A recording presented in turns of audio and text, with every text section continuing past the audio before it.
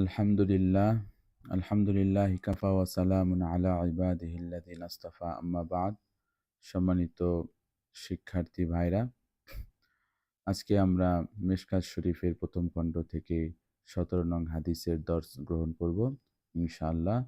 বিসমিল্লাহির রহমানির রহিম। ওয়া আন ইবনে আব্বাসিন রাদিয়াল্লাহু আনহুমা قال আন ইন্না ওয়াফদা আব্দুল কাইসি লাম্মা আতাবুন নাবিয়্যা সাল্লাল্লাহু আলাইহি ওয়াসাল্লাম ক্বালা রাসূলুল্লাহি সাল্লাল্লাহু আলাইহি ওয়াসাল্লাম মানিল কওমু আও মানিল ওয়াফদু ক্বালু রবিআতা আও রবিআতু ক্বালা মারহাবান বিল কওমি আও বিল ওয়াফদি গায়রা খাজায়া ওয়ালা নাদামা ক্বালু ইয়া রাসূলাল্লাহি ইন্না লা নাস্তাতিউ আন নাতিয়াকা ইল্লা ফিশ শাহরিল হারামি ওয়া বাইনানা ওয়া বাইনাকা হাযাল হাই মিন কুফারি মুদার ফামুরনা বিআমরিন ফাসলিন নুখবিরু বিহি মান ওয়ারাআনা ওয়া নাদখুলু বিহিল জান্নাতা ওয়া সাআলুহু আনিল আশরিবাতি ফাআমারাহুম বিআরবাইন ওয়া নাহাহুম আন আরবাইন আমারাহুম বিল ঈমানি ওয়াহদাহু ক্বালা আতাদরুনা মাল ঈমানি বিল্লাহি ওয়াহদাহু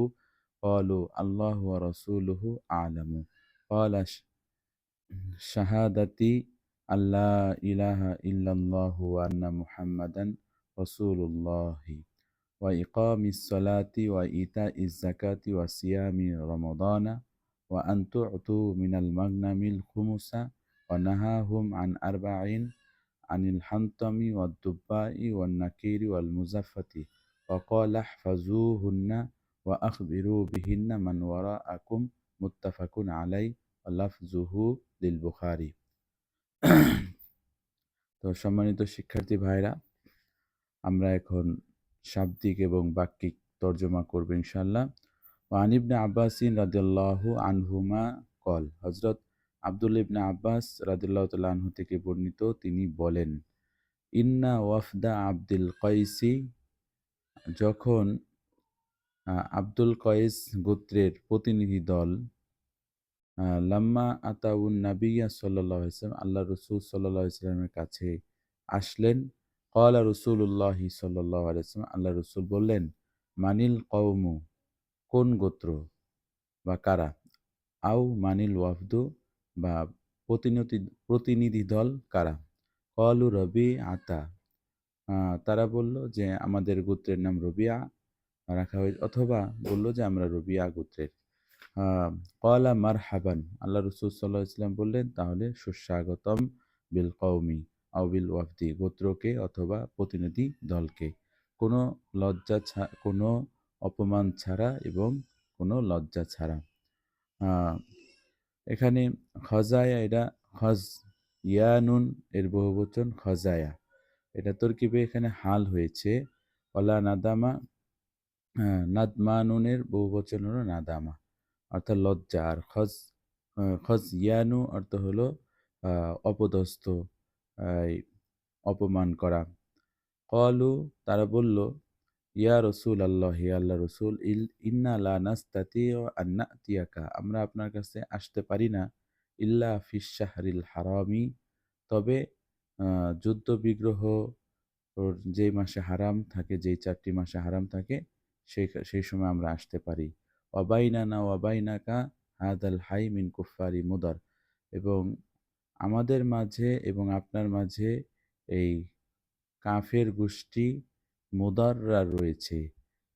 সুতরাং ফামুরনা বিআমরিন ফাসলিন, সুতরাং আপনি আমাদেরকে একটি স্পষ্ট সিদ্ধান্তকারী, ফয়সালাকারী একটি আদেশ দেন।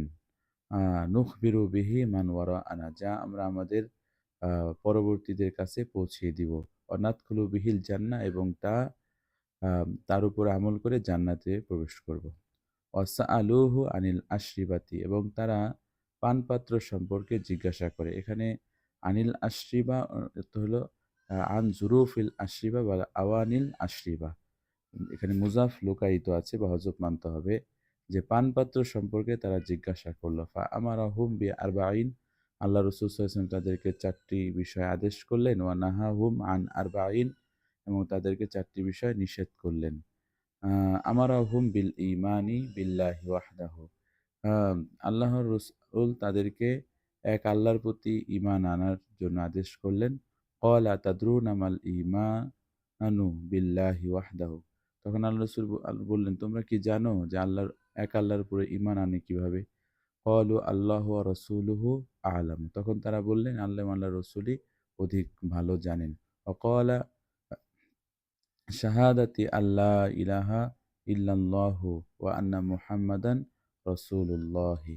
তিনি বললেন যে একথা বলা বা একথা সাক্ষী দেওয়া যে আল্লাহ ছাড়া কোনো ইলা নেই এবং মুহাম্মদ সাল্লাল্লাহু আলাইহি ওয়াসাল্লাম আল্লাহর রাসূল। ওয়া ইকামিস সালাতি, নামাজ কায়েম করা, ইতাইজ জাকাতি যাকাত আদায় করা, ওয়া সিয়ামি রমাদানা, রমজান মাসে রোজা রাখা, ওয়া আন তু'তু তু'তু মিনাল মাগনামি খুমুসা, এবং গনিমতের মাল থেকে 5 ভাগের 1 ভাগ জাকাত দেওয়া। ওয়ানাহাহুম আন আরবাইন, এবং আল্লাহ রসুল তাদেরকে 4টি বিষয় থেকে নিষেধ করেছেন। আনিল হান্তাম পাত্র থেকে, যা সবুজ পাত্র থাকে, কলস জাতীয় সবুজ মাটি দিয়ে তৈরি করা হয়। অদ্দুবাই, শুকনো কদুর খোল, যার মধ্যে তারা মদ বানাতো।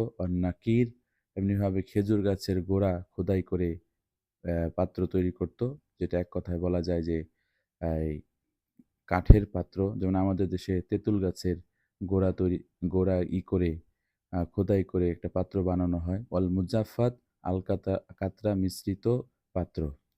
তো এই পাত্রগুলো আহ, এই পাত্রের মধ্যে পান করতে নিষেধ করেছেন। ওয়াকালা ফাজু হুন্না, আল্লাহ রসুল বলেন এগুলো মুখস্থ করে রাখো। ও আখবিরু বিহিন্না মান ওয়ারা আকুম, এবং তোমাদের পরবর্তীতে যারা রয়েছে তাদেরকে এগুলো খবর পৌঁছিয়ে দিয়ে দিবে। এটা ইমাম বুখারী এবং মুসলিম বর্ণনা করেছেন, তবে এই হাদিসটা ইমাম বুখারীর বর্ণিত লব্জ। এখন আসুন আমরা কিছু বিষয় নিয়ে আলোচনা করি। এখানে প্রথম কথা হলো যে ঈমানের সংজ্ঞা। এখানে ঈমানের সংজ্ঞা আসছে যে আমারাহুম বিল ঈমানি বিল্লাহি ওয়াহদাহু। আল্লাহ রাসূল বলেছেন যে তাদেরকে এক আল্লাহর প্রতি ঈমান আনতে বলেছেন, এবং জিজ্ঞাসা করেছেন যে তোমরা ঈমান সম্পর্কে কিছু জানো কিনা? তখন তারা বলছে যে তারা কিছু জানে না, আল্লাহর রাসূলই ভালো জানেন। তখন বললেন যে শাহাদাতি আল্লা ইলাহা ইল্লাল্লাহু আন্না মুহাম্মাদুর রাসূলুল্লাহ ওয়া ইকামিস সালাতি ওয়া ইতাইজ যাকাতি ওয়া সিয়ামি রমাদানা ওয়া আন তু'তু মিনাল মাগনামিল খুমুসা। তো এটা ইমাম শাফি রহমতুল্লাহ আলাইহির দলিল, তাদের দাবির পক্ষের দলিল। তারা দাবি করেন যে ঈমান হলো মৌলিক 3টি বিষয়ের নাম। একটি হলো অন্তরে বিশ্বাস করা, মুখে স্বীকার করা এবং সে অনুযায়ী আমল করা। আর তারা দলিল দেয় যে দেখেন যে আমল করাটাও ঈমানের অংশ। আর যার প্রমাণ করে যে আল্লাহ রাসূল সাল্লাল্লাহু আলাইহি ওয়াসাল্লাম এই এই এই হাদিসে ঈমানের ব্যাখ্যা করতে গিয়ে আমলের কথা বলেছেন। আর আমরা ইমাম আবু হানিফার উম দল বা হানাফি মাযহাবের লোকেরা আমরা বলে থাকি যে ঈমানের মৌলিক বিষয় হলো 2টি, রোকন হলো 2টি।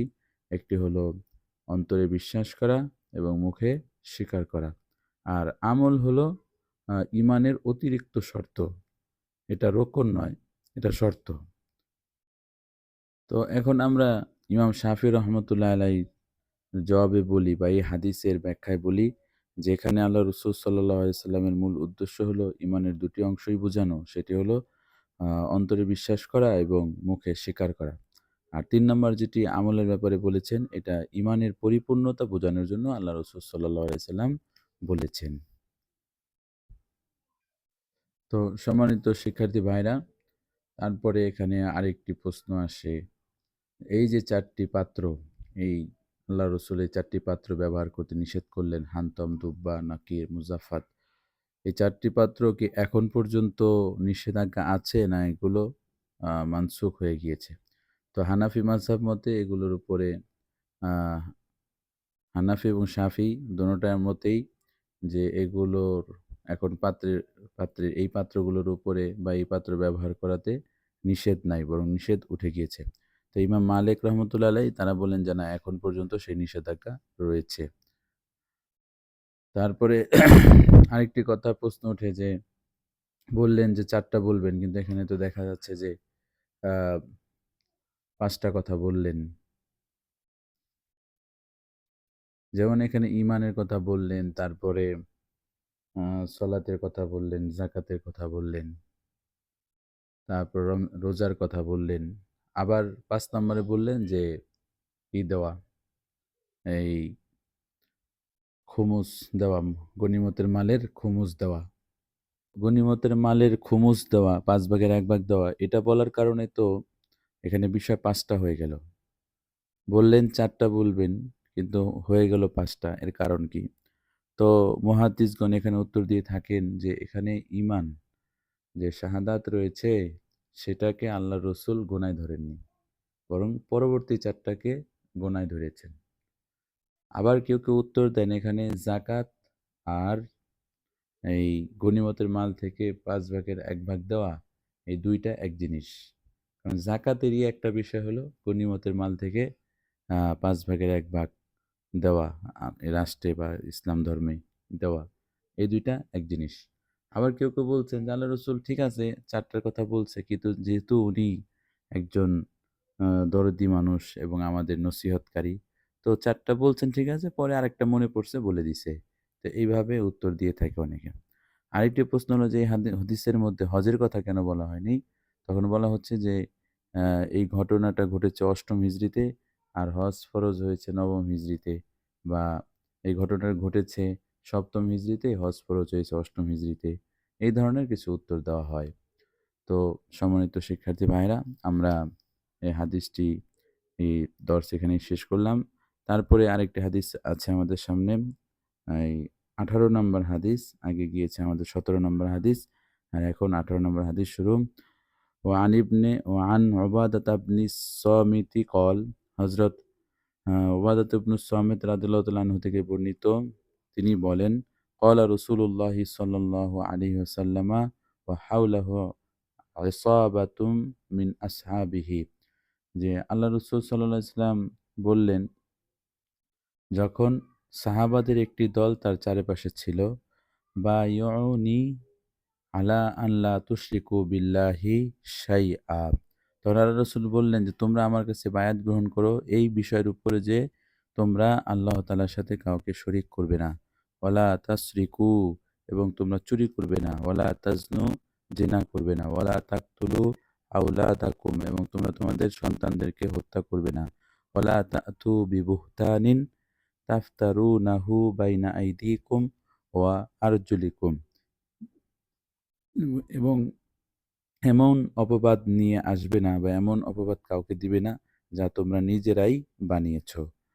ওয়ালা তা'সাউ ফি মা'রুফিন, এবং ভালো কাজে, সৎ কাজের এর বিরোধিতা করবে না বা অবাধ্য হবে না।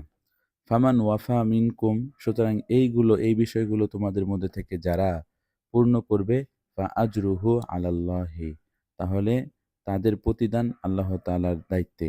ওয়ামান আসাবা মিন যালিকা শাইআন, আর যে ব্যক্তি এই সমস্ত অপরাধে জড়িয়ে যাবে, ফা উকিবা বিহি ফিদ দুনিয়া ফাহুয়া কাফারাতুন লাহু, অতঃপর দুনিয়ায় তাকে শাস্তি দেওয়া হবে এবং সেটা তার জন্য কাফারা হবে। ওমান আসাবা মিন যালিকা শাইআন, আর কেউ যখন এই কাজগুলোতে জড়িয়ে যাবে, সুম্মা সাতারাহুল্লাহু আলাই, কিন্তু তারপর আল্লাহ তাআলা তার সেই কাজটাকে গোপন করে দেন, মানে কেউ জানে না, ফাহুয়া ইলাল্লাহি ইনশাআ আফা আনহু, তাহলে সেটা আল্লাহ তাআলার ইচ্ছাধীন, চাইলে আল্লাহ তাআলা ক্ষমা করে দিতে পারেন, ও ইনশাআ আকাবাহু, অথবা চাইলে তিনি তাকে আম শাস্তিও দিতে পারেন। ফাবায়ানাহু আলা যালিকা, অতঃপর আমরা আল্লাহ রাসূলের তার কাছে এই বিষয়ের উপরে বায়াত হয়ে গেলাম। তো এখানে আলোচনা তো আসলে যদি আমরা ভেঙে করি অনেক আলোচনায় করা যাবে। তবে এখানে মূল বিষয় হলো, একটি আলোচনা রয়ে গেছে, সেটা হলো যে একজন অপরাধীকে যখন দুনিয়াতে শাস্তি দেওয়া হয়, তখন পরবর্তীতে সে তওবা ছাড়াই কি জান্নাতে যেতে পারবে? বা তওবা ছাড়াই কি সেই গুনাহটা মাফ হয়ে যাবে, নাকি তওবা করতে হবে? অর্থাৎ বিষয়টা এরকম যে এই শাস্তিটাই কি তার তওবা হিসেবে কবুল হবে, নাকি সেই দুনিয়া আখেরাতের মাপ পাওয়ার জন্য তার তওবা করতে হবে? তো ইমাম আবু হানিফা রহমতুল্লাহ আলাইহি বলেন যে আহ, দুনিয়াতে যে শাস্তিটা হবে সেটা আখেরাতের শাস্তির জন্য কাফারা হবে না, এবং আখেরাতের শাস্তি মাফ করতে চাইলে সেটা জন্য তাওবা লাগবে। আর ইমাম শাফি রহমতুল্লাহ আলাইহি বলেন যে আখেরাতের শাস্তি শাস্তিও মওকুফ হয়ে যাবে, দূর হয়ে যাবে দুনিয়ার শাস্তির ধারা।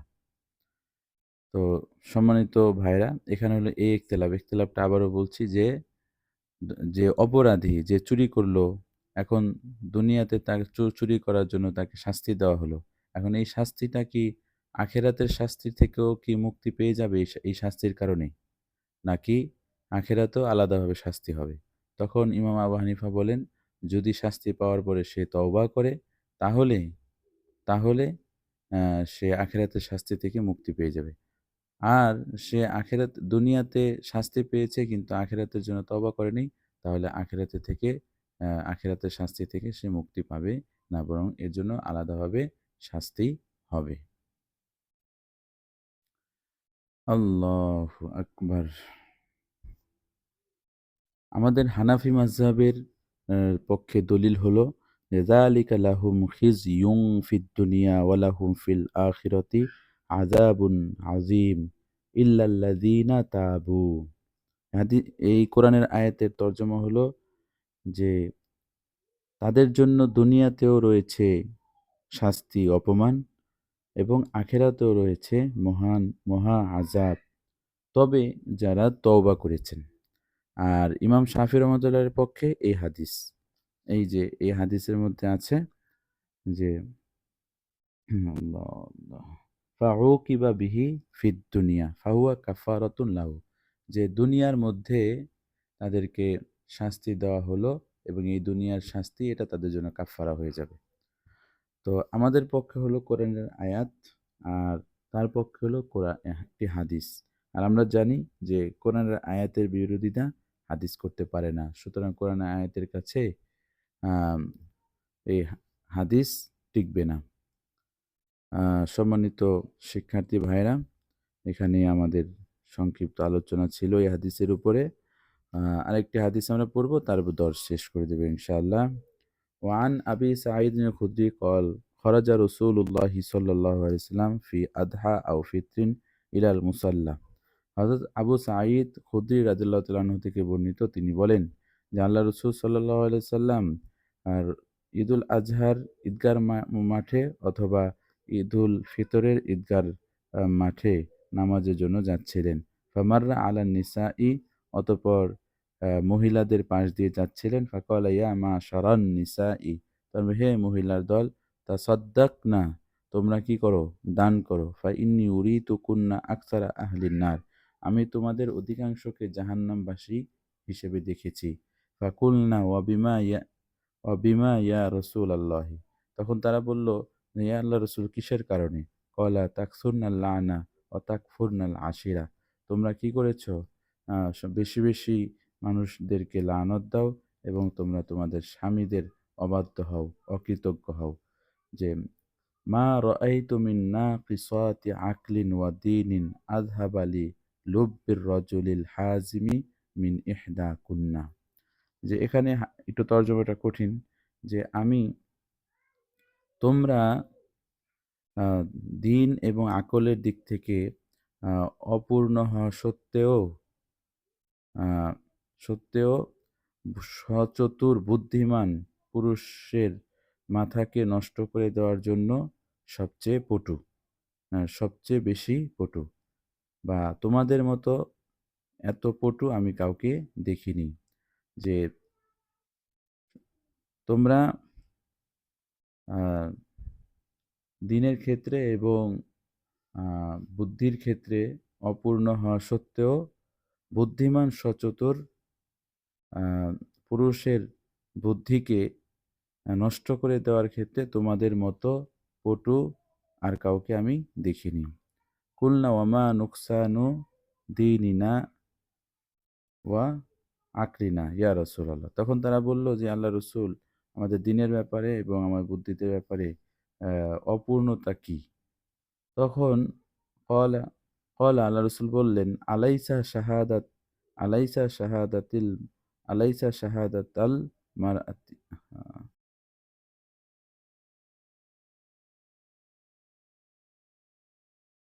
আহ, আলাইসা শাহাদাতুল মারআতি মিসলা নিসফি শাহাদাতির রজুলি। যে বললেন, আল্লাহ রসুল বললেন যে মহিলার সাক্ষী কি পুরুষের সাক্ষীর অর্ধেক নয়? কুলনা বালা। তখন আমরা বললাম যে হ্যাঁ আল্লাহ রসুল। আমরা যে বলে থাকি যে আমাদের মাসালা হানাফি মাযহাবে যে সাক্ষী হিসেবে ২ জন মহিলা আর ১ জন পুরুষ, অথবা ২ জন পুরুষ। এখন ২ জন পুরুষ যদি না পাওয়া যায়, তাহলে ১ জন পুরুষ ২ জন মহিলা। এই যে আমাদের যে বিধানটা, সেই বিধানটা এই হাদিসের এখান থেকে নেওয়া। কারণ ২ জন মহিলা মিলে ১ জন পুরুষের সমান হয়। এজন্য কোনো সাক্ষীতে যদি দেখা যাচ্ছে যে ২ জন পুরুষ পাওয়া যাচ্ছে না, বরং ১ জন পুরুষ পাওয়া যায়, তাহলে খুঁজতে হবে যে আরো ২ জন মহিলা আছে কিনা। এই যে বিধানটা, এই বিধানটা এই হাদিস থেকে এসেছে। ফাযালিকা মিন নুকসানি আ আকলিহা। তো এটাই হলো তোমাদের বুদ্ধির অপূর্ণতা। ক্বালা আলাইসা ইযা হাজাত। আল্লাহ রাসূল সাল্লাল্লাহু আলাইহি ওয়াসাল্লাম বললেন যে তোমরা কি যখন হায়েজাগ্রস্ত হও, লাম তুসাল্লি ওয়া লাম তাসুম, তখন তো তোমরা কি করো? তোমরা নামাজ পড়ো না, তোমরা রোজা রাখো না। কুলনা বালা। তখন আমরা বললাম হ্যাঁ আল্লাহ রাসূল, আমরা তো নামাজ পড়ি না। ক্বালা ফাযালিকা মিন নুকসানি দীনিহা। আর আল্লাহ রাসূল বললেন যে এটাই হলো তোমাদের কি? দ্বীনের নুকসান, দ্বীনের ত্রুটি। তো এখন এই হাদিসে অনেক ধরনের প্রশ্ন আছে। আ বিশেষ করে একটি মাসালা এখানে বলি। সেটা হলো যে মহিলারা হায়েজ হায়েজাগ্রস্ত হয়ে গেলে তখন তো ইমাম আবু হানিফা, ইমাম শাফি রহমতুল্লাহ আলাইহ সবার মতেই হলো একমত যে তারা নামাজ ছেড়ে দেবে। আর এই নামাজের কাজা করতে হবে না। তবে রমজান মাসের কাজা করতে হবে। এখন এই কাজা করার ক্ষেত্রে ইমাম শাফি রহমতুল্লাহ আলাইহ বলেন যে যখন সে কাজা আগামী রমজানের আসার আগ পর্যন্ত যদি এই কাজাগুলো করতে না পারে, তাহলে সে এই রমজানের কাজা করার সাথে সাথে আরো কিছু আর্থিক জরিমানা দিবে। হ্যাঁ, এটার পরিমাণ আছে। আর ইমাম আবু হানিফা রহমতুল্লাহ আলাইহ বলেন যে না, সে যদি এই তার রানিং কাজা সে শেষ করতে না পারে, আগামী রমজান মাস চলে আসে, তাহলেও এতে কোনো সমস্যা নাই। কারণ যেখানে কাজা করতে বলা হয়েছে যে আয়াতে, সে আয়াতটা হলো ব্যাপক, মুতলাক। সেখানে বলা হয় নাই, এই শর্ত দেওয়া হয় নাই যে আগামী রমজান আসার আগে আগে কাজা করে ফেলতে হবে। এই কথা সেখানে বলা হয়নি, বরং সেটা মুতলাক। আর আমরা জানি যে মুতলাককে খবরে ওয়াহেদ ধারা বা কিয়াস ধারা কি করা যায় না, মুকাইয়িদ করা যায় না।